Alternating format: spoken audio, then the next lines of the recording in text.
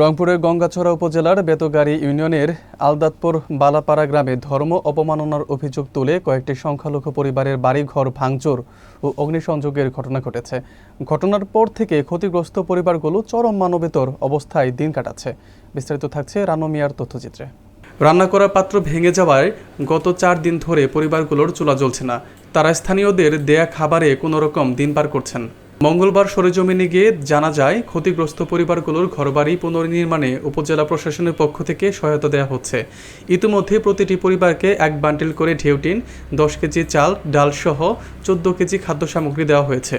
Gangachara model থানার OC আল এমরান বলেন, ভাঙচুর ও নিরাপত্তা বাহিনীর উপর হামলার ঘটনায় যৌথ বাহিনীর অভিযানে 5 জনকে গ্রেপ্তার করা হয়েছে। উপজেলা নির্বাহী অফিসার মাহমুদ হাসান মৃধা জানান, ক্ষতিগ্রস্তদের পুনর্বাসনের কাজ শুরু হয়েছে। বাংলাদেশ হিন্দু বৌদ্ধ খ্রিস্টান ঐক্য পরিষদের কেন্দ্রীয় ভারপ্রাপ্ত সাধারণ সম্পাদক মনীন্দ্র কুমার নাথ ঘটনার নিন্দা জানিয়ে বলেন, এটা একটি পরিকল্পিত হামলা, প্রশাসনের কঠোর পদক্ষেপ প্রয়োজন। ক্ষতিগ্রস্ত প্রশান্ত কুমার বলেন, আমার চোখের সামনে বাড়িঘর পুড়িয়ে দিয়েছে, এখন খোলা আকাশের নিচে থাকতে হচ্ছে। আমার সোনার থেকে এসে আমার বাড়ি থেকে ফোন দিচ্ছে, মানে এরকম একটা গন্ডগোলের হামলা হচ্ছে।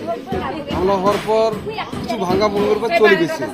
চলে যাওয়ার পর ফির আবারও হচ্ছে, নারী শিক্ষার থেকে আবারও আসি, আবার হামলা হওয়ার পর ফির আবার হচ্ছে। হামলা করার পর আবার বাজারে ফির আবার একটা মানে বড় মিছিল বার করছে। বড় মিছিল বার করার পর আবার ওই যে ব্যাদগাড়ি থেকে গঙ্গাছড়া থেকে প্রশাসন ওরা বাজারে বার্তা দিচ্ছে।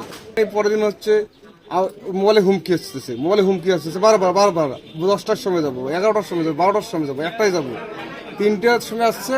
3টা থেকে 1 ঘন্টা পুরো আমাদেরকে বলছে বলে আমরা সমাবেশ করে চলে যাবো। এইগুলো বলতে সবাই তো আমরা গেছি সমাবেশ করবে, আমরাও তার সাথে আসি।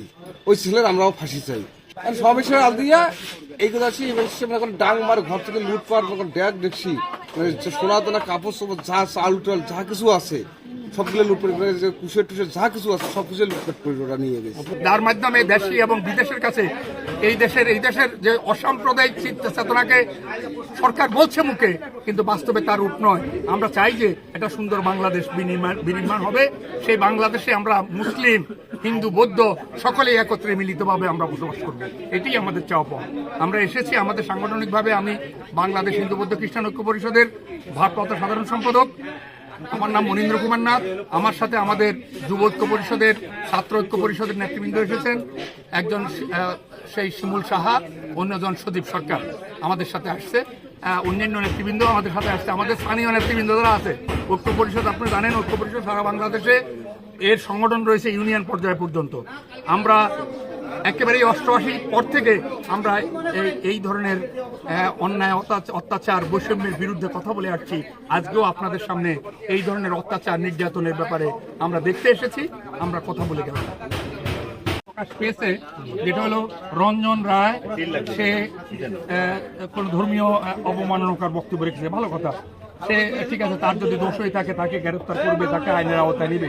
কিন্তু তাকে কেন্দ্র করে এইভাবে একটা মব তৈরি করে উগ্রবাদীরা যেভাবে হামলা করেছে, এটি তীব্র নিন্দা। এবং সরকার বলে যে আমরা অসাম্প্রদায়িকতার ভিতর দিয়ে আছি, কিন্তু আমরা প্রত্যক্ষ করছি যে অসাম্প্রদায়িকতা নয়, সাম্প্রদায়িকতার একেবারে নির্মম খারাপ একটি অবস্থায় সেখানে রয়েছে, যাতে করে হায়নারা এই ধরনের, তাদের দীর্ঘ নিঃশ্বাস হায়নারা এই ধরনের আক্রান্ত একটি অবস্থা তৈরি করেছে।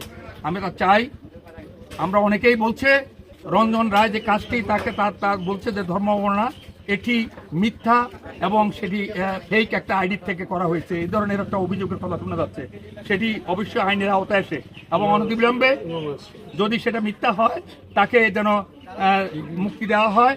আর দেখেন, পুলিশ প্রশাসন এবং পাশেই কিন্তু এখানে আর্মির ক্যাম্প দেখলাম, এতটুকু দূরে ডিস্টেন্সে, এখন পর্যন্ত কাউকে গ্রেফতার করতে পারলো না তারা। কিন্তু মামলা হোক বা না হোক, তারা সরকার কেন তার বাদী হচ্ছে না? সরকার নিজেরা কেন সেটা উদ্যোগ নিয়ে মামলা করছে না? সে মামলা করে তো, আমি তো জানি একটা মামলা হয়েছে। যাই হোক এই ধরনের আর্মি ক্যাম্প পাশে, তারপরে পুলিশ প্রশাসন রয়েছে, তার ভিতরে এই ধরনের কর্মকাণ্ড করে যায় পর 2 দিন, তাহলে কি আমরা ধরে নেব এই দেশের প্রশাসন এই সাম্প্রদায়িকতার সাথে মদত দিচ্ছে? আমাদের প্রশ্ন। ধন্যবাদ।